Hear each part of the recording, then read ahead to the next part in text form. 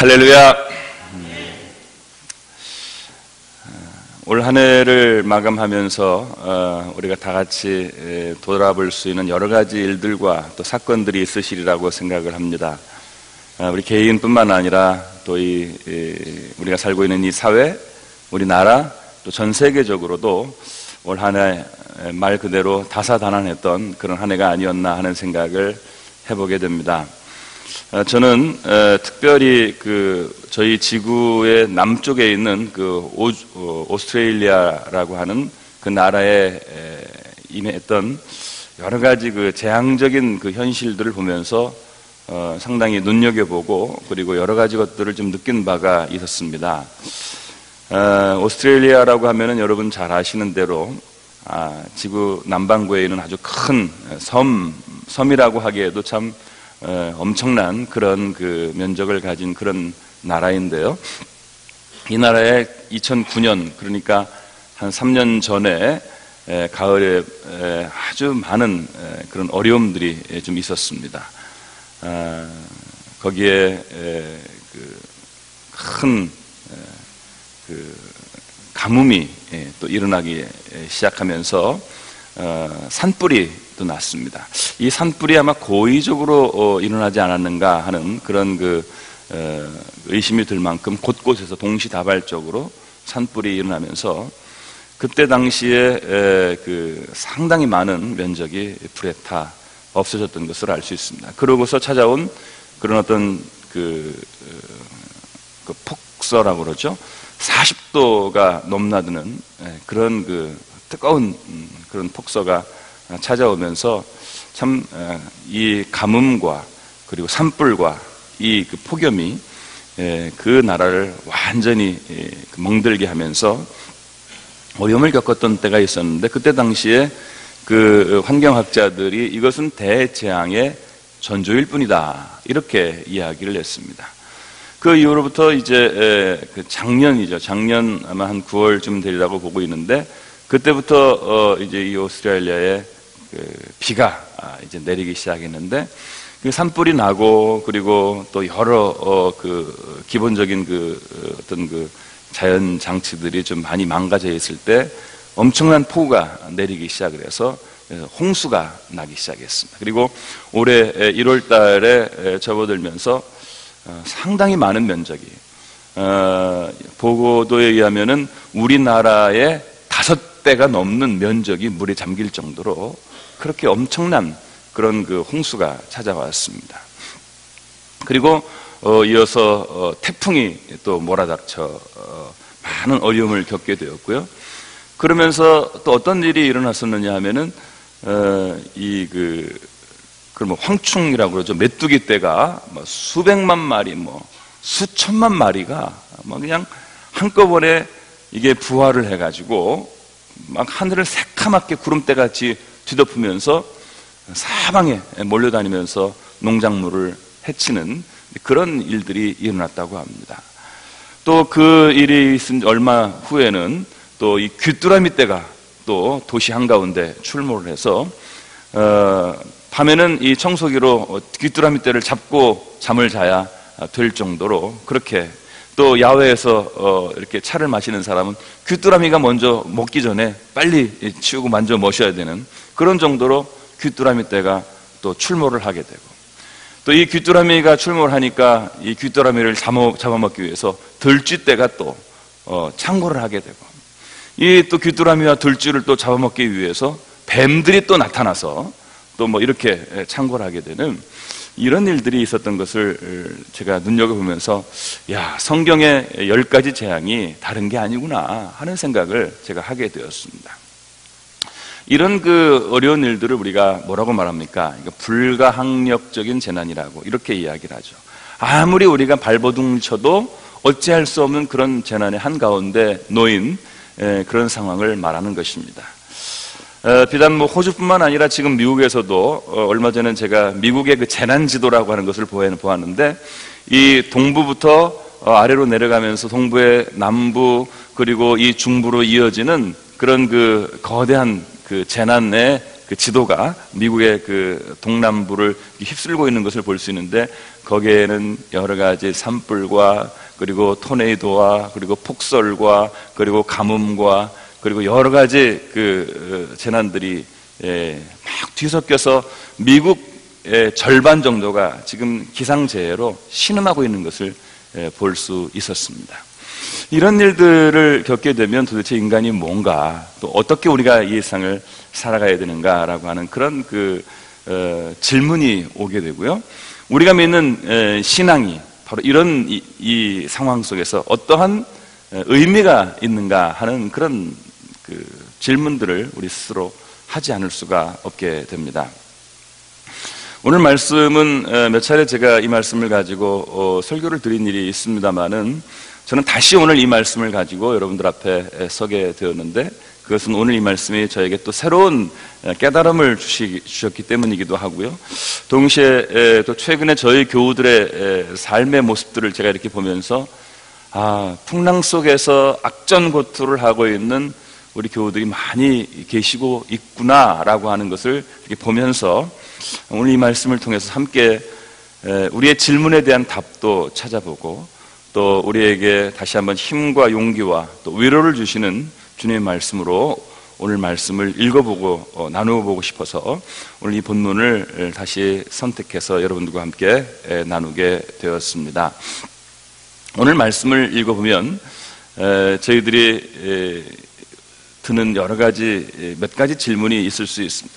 오늘 이 성경을 보면서 어떤 질문이 드십니까? 라고 할 때 아마 어떤 사람들은 어떻게 예수님이 그 풍랑을 잠잠하게 할 수 있을까? 라고 하는 그런 질문을 하는 분들도 있으실 거고요. 또 어떤 사람들은 왜 제자들은 그렇게 예수님이 계심에도 불구하고 호들갑을 떨고 그리고 두려워 공포에 사로잡혔을까? 라는 그런 질문을 하시는 분들도 있으시겠습니다. 그러나 아마 오늘 성경을 읽으면서 가장 일반적인 질문은 어떤 질문이냐면, 예수님께서 같이 배를 타고 있는 상황에서 왜 풍랑이 몰아닥친 것일까? 라고 하는 그런 질문일 것입니다. 예수님이 함께 이제 제자들과 함께 배를 타고 저편으로 건너가자라고 이렇게 말씀을 하시고, 예수님과 함께 배를 타고 이제 갈릴 바다를 넘어가는 와중에 있었습니다. 이때 갑자기 광풍이 몰아닥치고 풍랑이 몰아닥쳐서 그 배에 탄 제자들이 혼비백산을 하고 두려움과 공포에 사로잡히게 되었던 것을 볼 수 있습니다. 이 말씀을 읽으면서 어떻게 예수님께서 계시는 그 배에 풍랑이 몰아닥칠 수 있는가? 어떻게 그런 상황 가운데서 예수님께서는 잠을 주무시고 계셨던 것일까? 라고 하는 그런 질문을 아마 대부분 많은 분들이 하시게 되리라고 봅니다.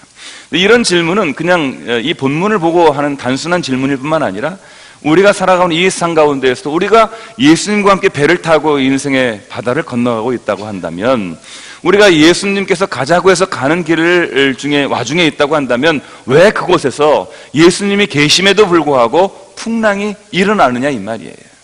왜 믿는 사람들에게 핍박과 고난과 어려움들이 그치지 않느냐는 것입니다. 믿지 않는 사람들이 믿지 않는 대가로 세상 가운데서 벌을 받고 고생을 하고 어려움을 당하는 거, 그 이해할 수 있는 일이지만, 나처럼 신앙생활 잘하려고 노력하고 말씀대로 살아보려고 하고 어떻게 하든지 신앙의 길을 지켜오고 있는데 내가 왜 이런 어려움과 고통을 당해야 되느냐라고 하는 그런 질문을 누구나 하실 수 있으시리라고 생각을 합니다. 오늘 말씀 38절 말씀 여러분 같이 한번 읽어보시겠습니까? 오늘 말씀 38절 같이 한번 읽어보겠습니다. 시작. 예수께서는 고물에서 베개를 베고 주무시더니 제자들이 깨우며 이르되 선생님이여 우리가 죽게 된 것을 돌보지 아니하시나이까 하니. 아멘. 여러분, 오늘 이 제자들이 뭐라고 말씀하고 있냐면요, 선생님이여 우리가 죽게 된 것을 돌아보지 아니하시나이까. 이 말은 어떻게 해서 선생님이 여기 계신데 우리가 이런 고난을 당할 수가 있습니까? 왜 선생님께서는 우리가 고난당하고 있는 바로 이 상황 가운데서 주무시고 계시는 것입니까? 왜 주님은 우리를 도와주지 않으시는 겁니까? 라고 하는 이런 질문입니다. 이 질문은 사실상 어떤 기도라기보다는요, 이 질문은 사실은 어떤 그 상황에 대한 원망, 그리고 그 상황 속에서 하나님이 도와주시지 않고 예수님이 해결해 주시지 않는다고 하는 것에 대한 그런 답답함, 그리고 그런 어떤 불평, 불신, 뭐 이런 것들이 그 안에 좀 내재되어 있지 아는가 하는 그런 생각을 저희들이 말씀을 통해서 할 수 있게 됩니다. 바로 이런 질문들이 저희들의 가장 심각한 질문이죠. 여러분, 예수님께서 우리와 함께 계시고, 아니 우리가 예수님과 함께 인생을 걸어가고 있는데 왜 우리의 인생의 길에 고난이, 풍랑이, 어려움이 오게 되는 것입니까? 그런 어려움들이 애초부터 우리에게 없었어야 되는 것은 아닌가요? 우리가 그런 질문을 할 수 있겠습니다만은 그 질문에 대하여서 제가 결론부터 우선 대답을 드린다고 하면, 예수님이 우리가 가고 있는 배에 함께 동승을 하셔도 우리에게 여전히 고난과 풍랑은 있다라는 것입니다. 그것도 죄송하지만 아주 많이 풍랑과 고난이 있을 수밖에 없다, 이렇게 저는 말씀을 드릴 수 있겠습니다. 그 대표적인 반증이 바로 오늘 성경의 말씀입니다. 예수님을 믿어도 우리의 삶에 고난과 어려움이 있다라는 것입니다. 그러면 도대체 예수를 믿는 그런 덕이 뭐냐? 예수 믿는 그런 축복이 뭐냐? 예수 믿어서 뭔가 좀 나은 것이 있어야 되는데, 세상 사람들은 똑같이 어려움이 있고 똑같이 문제에 시달리게 된다고 하면 우리가 그런 삶을 어떻게 감당하느냐? 믿음이라고 하는 게 도대체 무슨 효과가 있느냐라고 말할 수 있겠지만, 오늘 말씀을 여러분 귀를 기울여서 잘 들어보실 수 있게 되기를 바라겠습니다. 자, 오늘 이렇게 제자들이 풍랑을 만나서 혼비백산을 하고, 그리고 예수님에게 대해서 어떻게 해서 예수님께서는 우리를 도와주시지 않습니까? 우리가 지금 죽게 된 것을 보고 계시지 않습니까? 도대체 예수님 뭐 하시는 겁니까? 왜 주무십니까? 라고 하는 이런 질문을 제자들이 하는 거, 어떻게 보면 당연한 것이라고 말할 수 있는데, 예수님께서 일어나셔가지고요 40절에 보면은 제자들에게 역질문을 하고 계시는 것을 알 수 있습니다. 40절 말씀 여러분 같이 한번 또 읽어보겠습니다. 40절입니다. 시작. 이에 제자들에게 이르시되 어찌하여 이렇게 무서워하느냐? 너희가 어찌 믿음이 없느냐? 하시니. 아멘. 자, 여러분 이 말씀 보시면 예수님께서 두 가지 문제를 제자들에게 지적하고 있는 것을 알 수 있습니다. 첫 번째는 뭐냐면 어찌하여 이렇게 무서워하느냐라고 하는 사실입니다. 아니, 이 풍랑이 있는 바다 가운데서 어떻게 무서워하지 않을 수가 있습니까? 우리는 또 그렇게 질문하고 싶은데, 예수님께서는요 분명하게 저희들에게 어찌하여 이렇게 무서워하느냐 이렇게 말씀을 하시고요, 두 번째는 뭐라고 말씀하십니까? 어찌 믿음이 없느냐 이렇게 말씀을 하고 있습니다.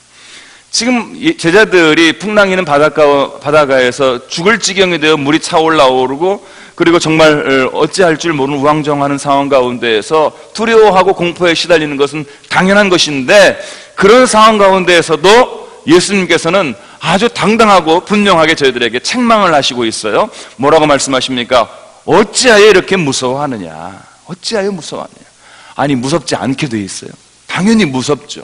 당연히 위험을 느끼죠. 당연히 공포스럽죠. 그럼에도 불구하고 예수님께서 공포스럽지 않을 거라는 사실을 예수님 모르시는 게 아니에요.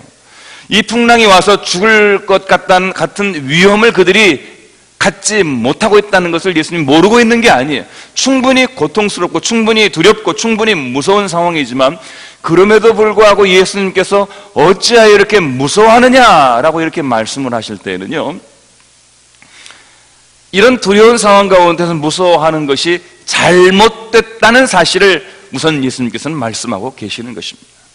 아니, 무서워하는 게 당연한데 뭐가 잘못된 것이냐라고 하겠지만, 그 다음에 예수님의 또한 또 다른 질문이 그것을 말해주고 있죠. 어찌 뭐가 없느냐? 믿음이 없느냐? 이렇게 예수님께서는 물어보고 계세요. 어찌 믿음이 없느냐?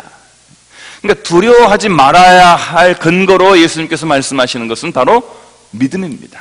믿음이에요. 여러분, 우리가 두려움 그리고 믿음이 없는 것 때문에 우리가 흔들리는 이런 모든 것이 사실은 예수님께서 지적하신 대로 이런 풍랑을 만날 때 가장 큰 우리의 약점이고 문제라는 사실을 우리가 기억할 필요가 있겠습니다. 우리가 어떤 문제를 만나게 될 때 그 문제 자체보다 그 문제에 대하여 두려움을 갖는 두려움 그 자체가 사실은 더 큰 문제라고 하는 사실을 우리가 기억할 필요가 있습니다. 그래서 네덜란드 속담에 이런 말이 있습니다.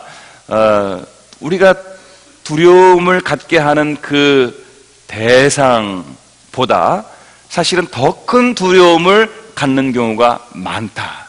그런데 대부분의 경우, 아니 거의 전부 실제로 그 두려워하는 일이 우리들에게 일어나지는 않는다. 그러나 우리는 두려워함으로 말미암아 우리가 겪어야 할 일보다 더 큰 고통과 어려움을 겪는 것이다. 이렇게 이야기를 해줬습니다. 무슨 말입니까? 두려움을 겪는 그 대상보다요, 그 두려움 때문에 더 큰 어려움과 더 큰 고통을 우리가 겪게 된다라고 하는 그런 말씀입니다. 실제로 두려움은요, 우리를 넘어뜨리게 만들고요, 우리를 좌절하게 만들고 우리를 패배하게 만듭니다. 두려움이야말로 정말 영적인 전쟁의 현장 가운데에서 싸움을 싸우고 있는 모든 병사들에게 가장 큰 압박이 되고 패배의 요인이 되고, 그리고 정말 고통의 원인이 된다는 사실을 저희들이 기억할 필요가 있습니다. 그런 점에서 이 두려움이라고 하는 것은요, 우리를 넘어지게 하고 실패할 수 있게 하는 매우 중요한 요소가 된다는 사실을 저희들이 기억할 필요가 있습니다. 제가 지난주에 전화를 한 통을 받았습니다. 전화 한 통을 받았는데, 이제 제가 제 방에서 이제 책을 보고 준비를 하고 있는데 갑자기 전화를 해서 누가 대검찰청에서 연락이 왔어요. 연락이 와서 그 경제 금융 담당 금융범죄 특수수사팀 뭐 이런 팀이라는 건데, 김홍일 수사관이라고 하는 분이 전화가 왔어요. 전화가 와서 저한테 누구시냐고 이렇게 물어요. 그래서 제가 맞습니다 이렇게 대답했더니 그 주민등록을 먼저 제가 확인을 해보겠다고 그래요. 그러면서 제 주민등록번호를 다 대는 거예요. 그래서 잘 아시는군요. 예, 제가 맞습니다. 본인 맞습니다. 그랬더니 사실은 지금 박윤성님의 은행 계좌를 통해서 다른 사람이 이 계좌를 통해서 금융의 사기를 저질렀기 때문에 본인이 맞는지 안 맞는지 확인하고 그 계좌를 좀 확인하고, 그런데 서울로 좀 출두를 해줄 수 있겠냐고 저한테 묻더라고요. 그래서 뭐 제가 가는 것은 문제가 아닌데 어디신데요? 그랬더니 어쨌든 서울에 뭐 서초구 무슨 동 뭐 대검찰청 뭐 2층 금융수사본부 205실 뭐 이런 식으로 가르쳐 주더라고요.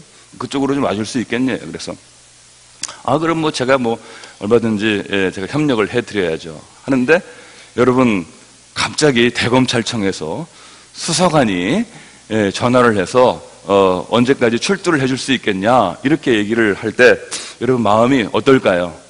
뭐 지나가는 사람이 무슨 한 것처럼 할 수는 없잖아요. 그래도 막 가슴이 풍덩풍덩 뛰고, 그리고 제 주소, 주민등록번호, 전화번호, 이름, 그 외에도 얼마든지 제 신상을 다 대면서 좀 와달라는 거예요. 그래서 제가 이제 딱 받으니까 먼저 가슴이 풍덩풍덩 뛰기 시작하더라고요. 두려움입니다. 두려움. 야, 이게 뭔 일일까 이거? 그러면서 와달라고 그러는데, 그때가 이제 오후 4시쯤 됐는데 5시 반까지인가 와줄 수 있겠냐고 그래요. 그래서 제가 이 사람이 미쳤나 싶더라고요. 아니 지금 여기 내가 어디 있는 줄 아냐 그랬더니 안 돼요. 그래서 어디냐고 제가 물었어요. 그랬더니 청주인 걸 안 되는 거예요. 그럼 청주인데 내가 지금 5시 반까지 어떻게 가냐. 그러니까 그러시죠.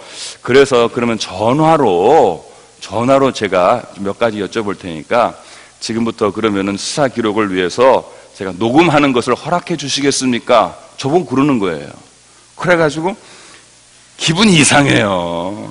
그래가지고 처음에 제가 그랬어요. 아니 다짜고짜 지금 당장 전화를 해가지고 지금 내가 그 전화를 받을 수 있는 상황인지 아닌지도 모르면서, 그리고 5시 반까지 오라고 그래? 그 어떻게 여기서 4시부터 지금 4시인데 내가 5시 반까지 어떻게 가냐. 그리고 갑자기 뭐 전화 기록을 위해서 당신 누구냐고 내가 물었어요. 그랬더니 아까 또 말한 거예요. 다시 내가 적을 테니까 다 기억해라. 그래서 제가 적은 거예요.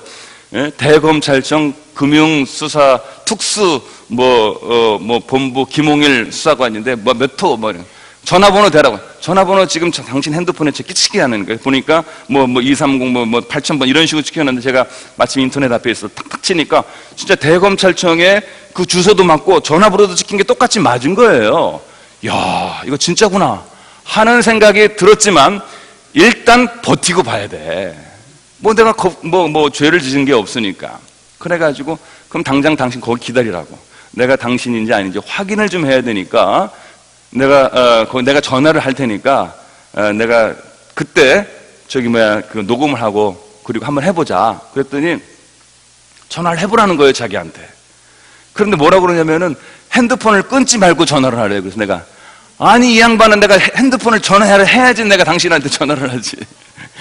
이러면서 이제 그때부터 딱 느낌이 이게 뭔가 있구나 하는 생각이 들더라고요. 그래가지고 이제 제가 그때부터 이제 이 사람한테 취조를 하기 시작했어요. 당신 뭐 하시는 분이라고 다시 또 근데 자기가 이름을 대더라고요.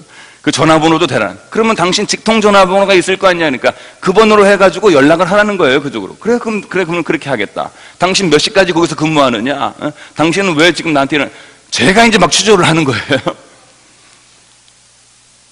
저보고 왜 이렇게 의심이 많냐는 거예요. 참. 아니, 의심이 안 많게 생겼어요. 그래서 일단 끊어라 그랬더니 끊지 말고 자기가 전화를 하라는 거예요.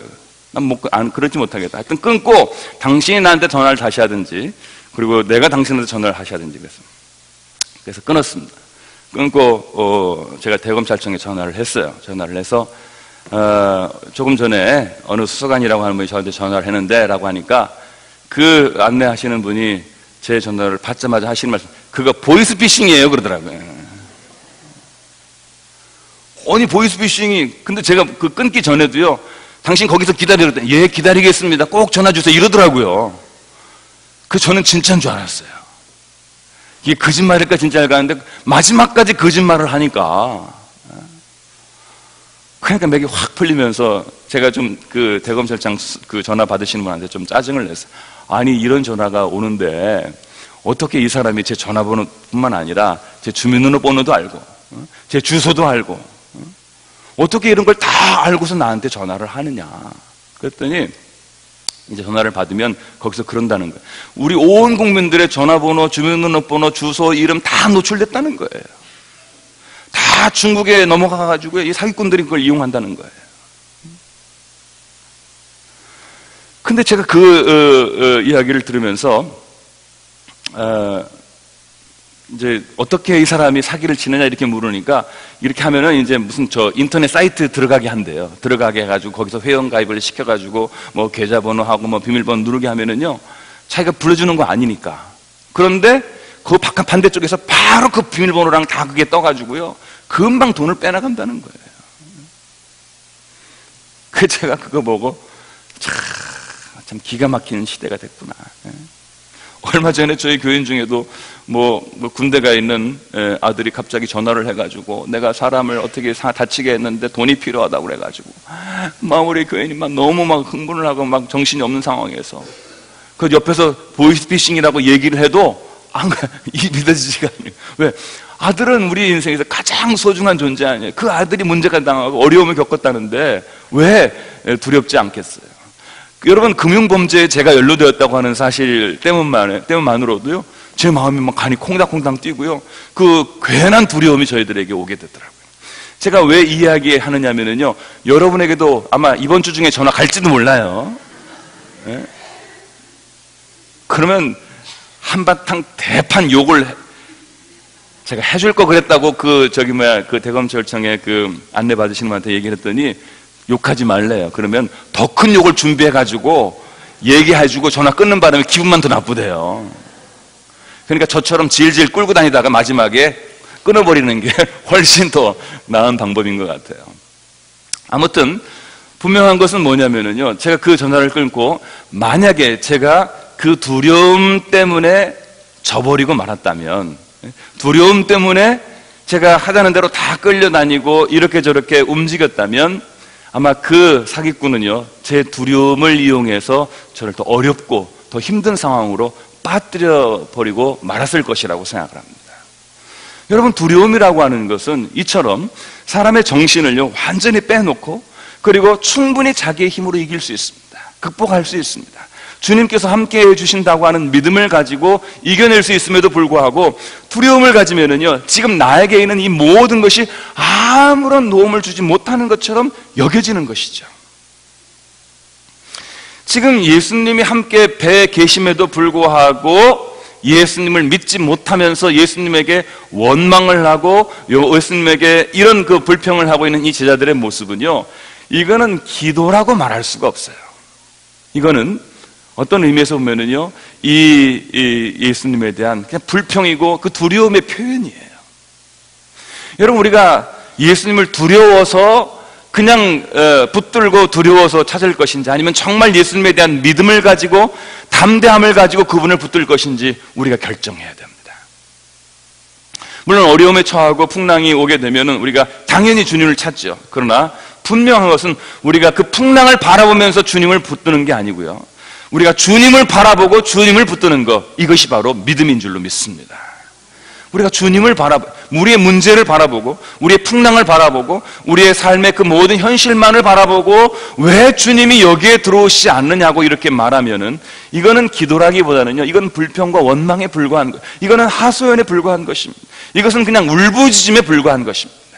그러나 만일 우리가 이 풍랑을 바라보는 것이 아니라 주님을 바라보고 담대하게 허리를 동이고 우리가 주님을 의지하면서 주님께서 나를 지켜주실 것이고 주님께서 나를 이기게 하실 것이고 주님께서 나에게 평안을 주실 것이고 주님께서 나로 하여금 승리하게 하실 것이라고 하는 이 믿음과 확신을 우리가 만일 갖게 된다고 하면 하나님께서는요, 저희들의 마음을 잡아주시고 그 마음을 잡아주시는 거기에서부터 문제를 하나씩 극복하고 해결해 주실 줄로 믿습니다. 대부분의 모든 상황 가운데, 풍랑 가운데에서 사단은요, 바로 우리가 이렇게 두려워하고 그 상황 가운데서 기회를 죽기를 바라고 그리고 믿음을 잃어버리게 되기를 바라고 우리가 주눅이 들어가지고 완전히 자기가 가지고 있는 것을 포기하고 사단에게 항복하기를 사단은 원하고 있습니다. 이런 풍랑 속에서 노리고 있는 이 사단의 노림수를 여러분 절대로 간과하지 마시고 정말 정신을 바짝 차리고 이 하나님 은혜를 붙들고 말씀을 붙들고 능력을 붙들고 담대하고 두려움 없이 나가실 수 있게 되기를 주님의 이름으로 축원합니다. 제가 집으로 돌아와가지고 저희 아내한테 이 얘기를 했더니 저희 아내가 바로 이런 얘기를 하더라고요. 뭐라고요? 야, 그거 두려운 상황을 어떻게 이겨냈어? 그러더라고요. 두려움이 없으면 이길 수 있는 거예요. 자신감이 있으면 이길 수 있는 거예요. 내가 뭐 죄 지은 일이 없는데, 여러분, 수사관이 아니라 뭐 대통령, 청와대, 아마 뭐 대검찰청뿐만 아니라 뭐 법원에서도 연락 올 거예요. 상당경찰서도 연락 올 거예요. 청와대 무슨 수사 무슨 뭐 본부에 있지도 없는 데서 뭐 그런 데서도 연락이 올 겁니다. 아마 여러분들이 가장 두렵고 무섭다고 생각하는 곳에서 연락이 올 겁니다. 그런 곳에서 여러분들에게 연락이 와가지고 여러분들에게 협박을 하고 어려움을 줄 때 그거 쉽게 두려움을 물리치는 거 생각보다 쉽지 않아요? 그런데 여러분, 이 보이스피싱이 성공하는 이유가 있다는 겁니다. 왜냐? 대부분의 사람이요, 약점을 가지고 있대요. 약점을 가지고 있대요. 그 약점을 딱 잡고, 대부분 사람들의 약점은 대부분 이거 아니면 뭐 돈 문제 아니면 여자 문제, 대부분 여기에 다 걸려 있는 거거든요. 그러니까 그런 것들을 딱 잡아놓고 뭔가 없는 거지만 마치 뭔가 있는 것처럼 하면서 수사를 해봐야 되겠다 이렇게 말하면 대부분의 사람들이 자기 약점 때문에 두려움을 갖는다 이 말이에요. 그러면서 흔들리게, 정신이 빠지게 되고, 그리고 자기의 자격, 자기의 권리, 자기의 어떤 여러 가지 품위, 이런 거 존엄성 다 포기하고요, 그냥 거기에 노예처럼 끌려다니게 되고 마는 것. 이것이 바로 우리의 어리석은 모습, 현실입니다. 그러나 여러분, 우리가 두려워하지 말아야 됩니다. 여러분, 이 모든 어려움들을 과감하게 극복하시고 이겨내실 수 있기를 주의 이름으로 축원합니다. 오늘 고린도후서 4장 7절 이하에 있는 말씀은 우리가 알고 있는 유명한 말씀입니다. 고린도후서 4장 7절부터 9절까지 여러분 같이 한번 우리 자막에 있는 대로 한번 읽어보시면 좋겠습니다. 함께 읽겠습니다. 시작. 우리가 이 보배를 질그릇에 가졌으니 이는 심히 큰 능력은 하나님께 있고 우리에게 있지 아니함을 알게 하려 함이라. 우리가 사방으로 우겨쌈을 당하여도 쌓이지 아니하며 답답한 일을 당하여도 낙심하지 아니하며 박해를 받아도 버림받지 아니하며 거꾸로 뜨림을 당하여도 망하지 아니하고. 아멘. 자, 이건 유명한 그 질그릇과 보배에 대한 그런 말씀입니다. 우리는 질그릇이라는 말이죠.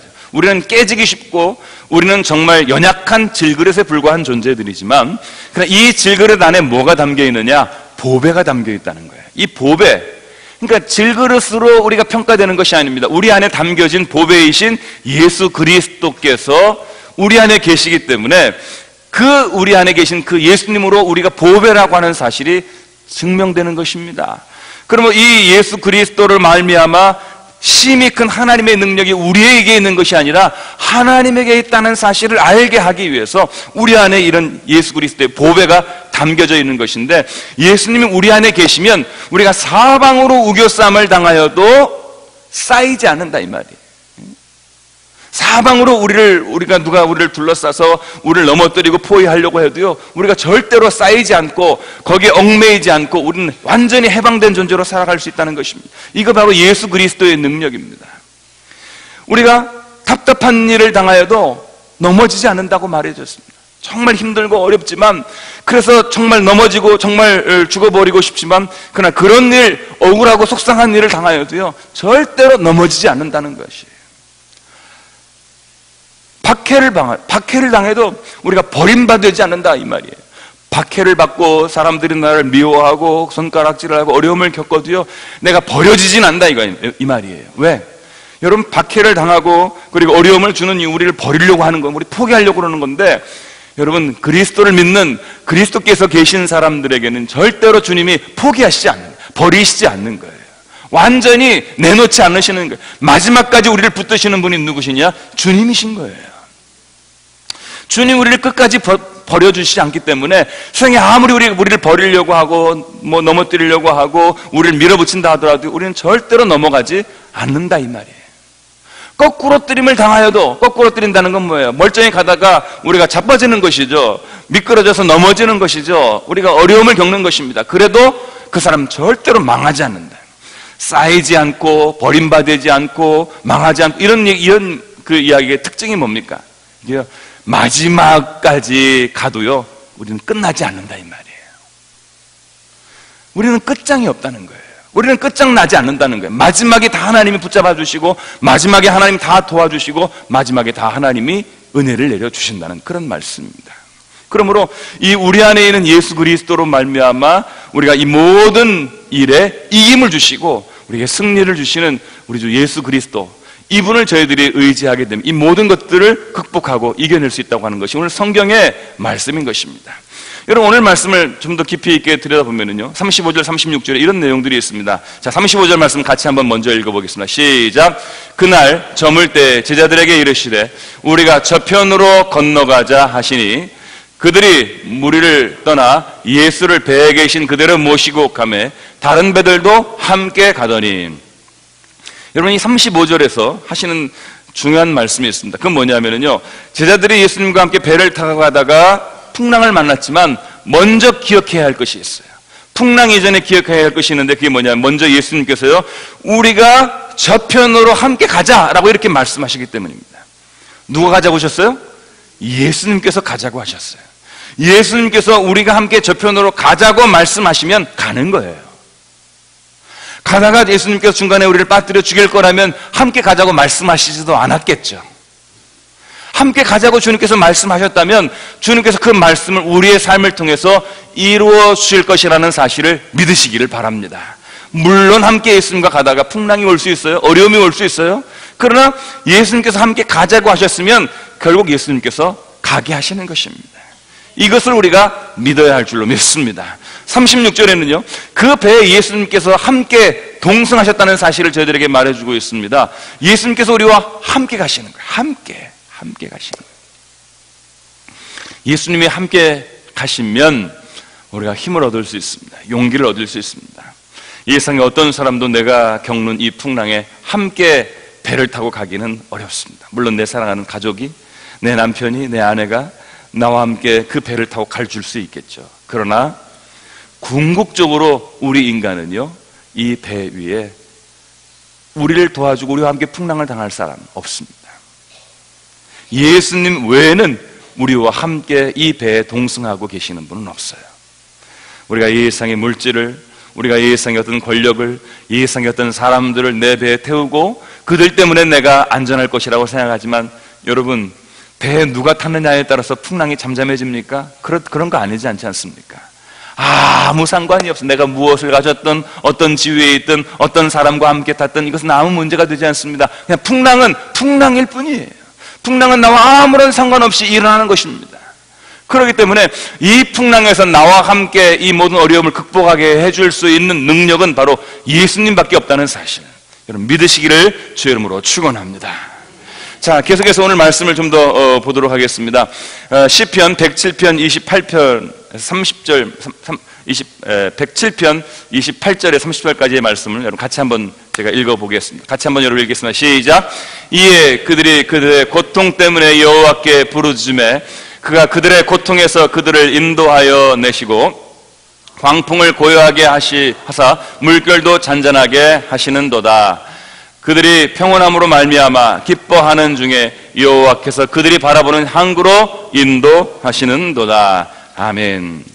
저는 이 시편 107편 말씀이 어쩌면 오늘 우리가 읽은 이 마가복음 4장에 있는 말씀과 매우 그 깊은 연관을 가지고 있는 그런 그 중요한 말씀이라고 보고 있습니다.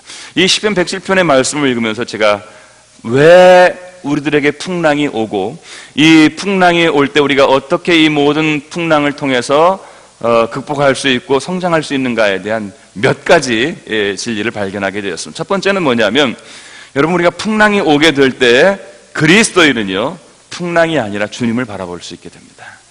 오늘 이 제자들이 풍랑이 올 때 예수님을 깨웠죠. 여러분, 예수님을 깨우는 것이 뭐냐? 저는 그게 기도라고 생각을 합니다. 예수님을 깨우는 게 기도예요. 물론 이 제자들이 정말 이 울부짖음과 이 원망과 불평으로 예수님을 깨우기는 했지만, 그러나 정말 우리가 만약에 간절한 마음으로 예수님께 부르짖고 그리고 예수님을 깨운다고 하면 예수님은 당연히 일어나셔서 우리의 풍랑을 잠재워 줄 수 있는 분이죠. 오늘 성경의 말씀에서도 예수님이요, 제자들이 당신을 깨운 것을 원망하지 않았습니다. 깨운 것에 대해서 뭐라고 하지 않으셨습니다. 예수님은요, 너희가 무서워하는 것, 믿음이 없는 것 때문에 예수님은 책망하신 거죠. 우리는 두려움이 오고 풍랑이 오고 어려움이 올 때 예수님을 깨워야 됩니다. 예수님을 깨워야 된다는 말은 우리가 이 세상 가운데서 어려움을 당할 때 그 어려움을 보고 그 환경을 보고 그 현실을 보고 그 속에 빠지고 매몰되는 것이 아니라 이 모든 것들을 극복하게 해주시는 예수님께로 우리의 시선과 우리의 시야를 돌려야 된다는 사실을 말해주고 있는 것입니다. 그러므로 풍랑은 우리의 시야를 예수님께로 향하게 해준다고 하는 사실입니다. 그리고 주님을 부르짖고 주님께 기도하게 만든다라고 하는 그런 사실이죠.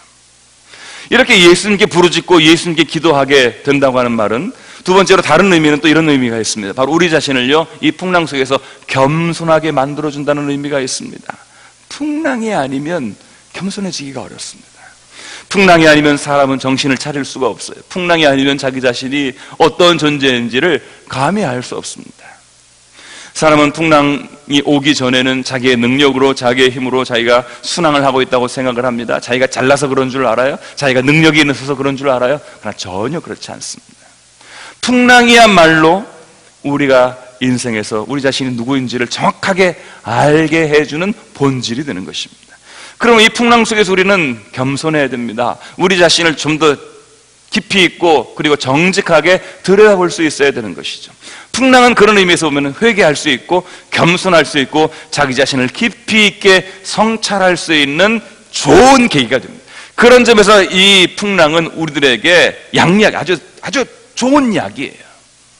이 풍랑이 없었다면 교만했을 사람, 이 풍랑이 없었다면 자기 멋대로 살아갔을 사람, 이 풍랑이 없었다면 정말로 하나님의 큰 은혜를 깨닫지 못했던 사람 얼마나 많았을지 알 수가 없어요. 그렇기 때문에 풍랑이 오면은 우리가 또 경험할 수 있는 세 번째 축복은 뭐냐면요, 우리가 하나님의 능력을 체험할 수 있게 되는 것입니다. 하나님의 능력을 우리 안에서, 하나님의 은혜를 체험할 수 있게 되는 것이에요.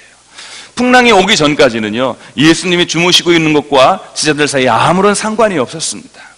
그러나 풍랑이 왔을 때 드디어 예수님을 깨우기 시작했고, 예수님의 존재가 그들에게 중요해지기 시작했고, 예수님의 능력이 그들에게 필요해지기 시작했습니다. 이 풍랑이 그들로 하여금 은혜를 사모하고 주님의 능력을 구하도록 만들었습니다. 그런 점에서 보면은 풍랑이야말로 예수님과 제자들을 맺어주는 중요한 연결고리가 되었던 것이죠. 사랑하는 여러분, 예수님과 우리 사이에 이런 좋은 연결고리가 만들어지는 계기가 바로 풍랑이라고 한다면, 이 풍랑 한 번쯤은 당해볼 만한 것 아니겠습니까? 물론 그 풍랑 당해서 우리가 죽지 말아야 되지만, 이 풍랑이 있을 때 우리는 비로소 우리에게 왜 예수님이 필요하고 왜 예수님이 우리의 삶에 정말로 소중한 분인지를 알게 된다고 하는 사실입니다. 만약에 이 풍랑이 없었다면 말씀드린 대로 자기가 잘나서 자기 능력으로, 자기의 실력으로 그 바다를 넘어갔을 거라고 그렇게 보는 것이죠. 이러면서 풍랑이 오게 되면 네 번째는 우리가 받을 수 있는 축복이 뭐냐면요, 우리가 이 풍랑을 통해서 신앙의 체력을 기를 수가 있게 된다는 사실입니다. 여러분, 인생을 쉽고 편하게 산 사람과 고난과 많은 어려움 가운데 산 사람의 이 인생을 보는 체력은 달라질 수 있어요. 물론 무조건 고난이 많아야 된다, 저는 그런 얘기를 드리고 싶지 않습니다.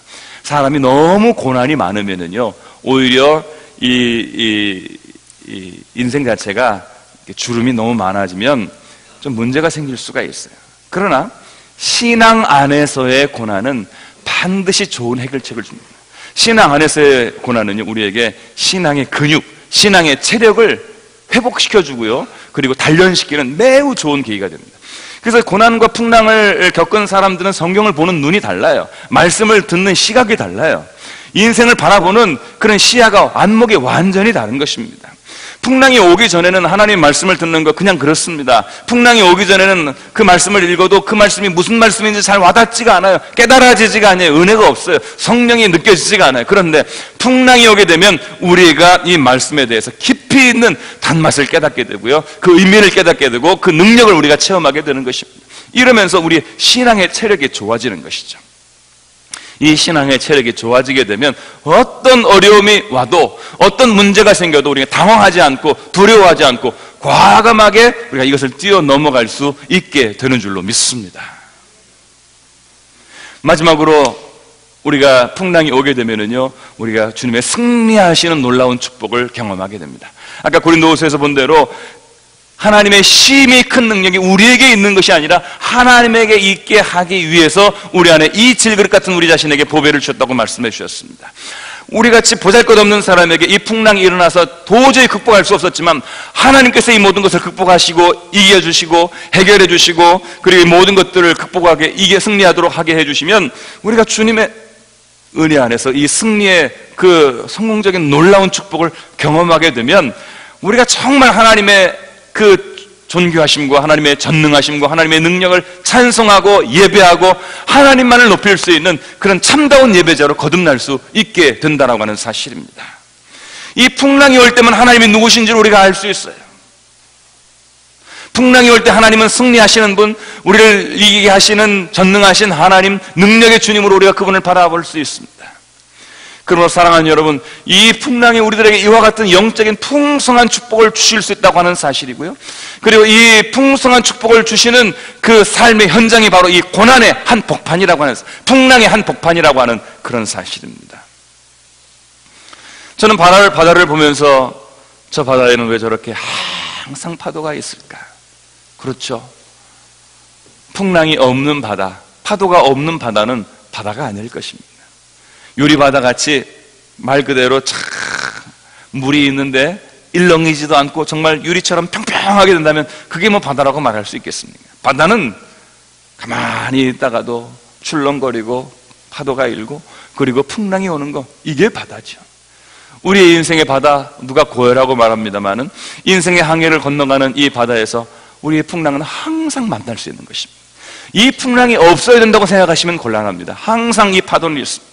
항상 이 파도는 있는데, 자, 오늘 말씀의 마지막 은혜를 저희들이 함께 나눠보도록 하겠습니다. 39절 말씀입니다. 같이 읽어보겠습니다. 39절 말씀 같이 읽겠습니다. 시작. 예수께서 깨어 바람을 꾸짖으시며 바다더러 이르시되 잠잠하라 고요하라 하시니 바람이 그치고 아주 잔잔하여 지더라. 아멘. 사랑하는 여러분, 이 바람과 이 풍랑은 주님의 말씀과 능력을 통해서만 잠잠해질 수 있는 것 믿으시기를 바랍니다.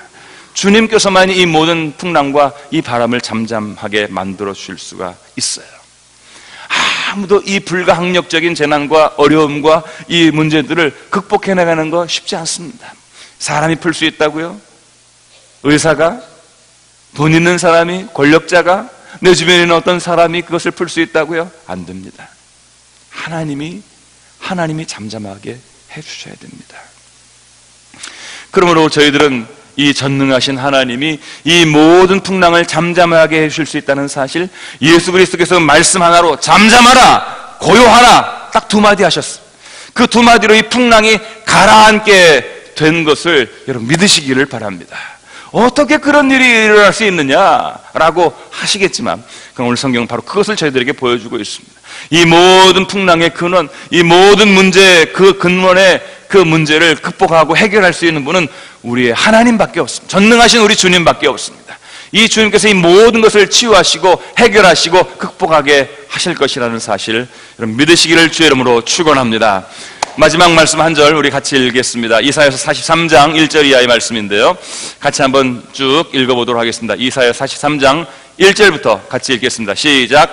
야곱아 너를 창조하신 여호와께서 지금 말씀하시느니라. 이스라엘아 너를 지으신 이가 말씀하시느니라. 너는 두려워하지 말라. 내가 너를 구속하였고 내가 너를 지명하여 불렀나니 너는 내 것이라. 내가 물 가운데로 지날 때에 내가 너와 함께 할 것이라. 강을 건널 때에 물이 너를 침몰하지 못할 것이며 내가 불 가운데로 지날 때에 타지도 아니할 것이요 불꽃이 너를 사르지도 못하리니 대저 나는 여호와 내 하나님이요 이스라엘의 거룩한 이요 내 구원자임이라. 내가 애굽을 너희 속량물로 구스와 스바를 너를 대신하여 주었노라. 아멘. 여러분 이 말씀 어떤 말씀입니까? 우리들에게 이 물과 이 불이 없을 것이라고 말씀하시진 않습니다. 이 물 가운데로 너희들이 지나갈 때에도 이 물이 너희를 삼키지 못하게 할 것이고 너희가 불 가운데로 지날지라도 이 불이 너를 사르지 못하게 할 것이다. 이렇게 말씀해 주십니다. 불과 물이 없을 것을 말하시는 것이 아니라 이 불과 물을 통과하게 될 것을 말씀해 주고 계시는 것입니다. 내가 이렇게 말하는 거 너희가 꼭 기억해라. 나는 너희들을 지으시고 나는 너희들을 지금도 이끌어 가시는 그 하나님이다. 내가 너를 지켜서 이 물 가운데 다닐 때 너를 침몰시키지 못하게 할 것이고 내가 너희를 그 불 가운데 다닐 때 사르지 못하게 할 것이라는 사실 믿고 이 믿음으로 너희들이 견고하게 살아고 오늘 주님께서 말씀해 주고 계십니다. 오늘 말씀을 여러분들에게 드립니다. 여러분 이 말씀을 마음에 깊이 새기시고 이 말씀을 통해서 위로와 용기와 담대함을 얻으셔서 이 풍랑을 가라앉게 하시는 주님을 붙들고 여러분 인생에서 꼭 승리하시고 이 풍랑을 극복하시는 여러분들이 되시기를 주의 이름으로 축원합니다. 기도하겠습니다. 자유로우신 주님 감사합니다. 주께서 저희들에게 오늘 말씀하시고 깨우쳐 주신 귀한 은혜를 저희들이 기억하게 하시옵소서. 아버지 하는 풍랑이는 우리의 인생의 바다 가운데서 우리가 두려워하고 무서워하고 그리고 울부짖을 수 있지만 그러나 살아계신 주님을 의지하며 그분의 능력을 의지하며 기도하며 세상을 바라보고 환경을 바라보고 문제를 바라보는 것이 아니라 주님을 바라보게 하셔서 주님의 능력을 통하여서 이 모든 어려움들을 극복해 나가는 주의 자녀들이 되게 하여 주시옵소서. 더 이상 두려워하고 더 이상 무서워하지 아니하도록 잡아주시고 아버지 하나님 굳센 믿음으로 주님과 함께 승리하게 역사하여 주시옵소서. 예수님 이름으로 감사하며 기도 올리옵나이다. 아멘.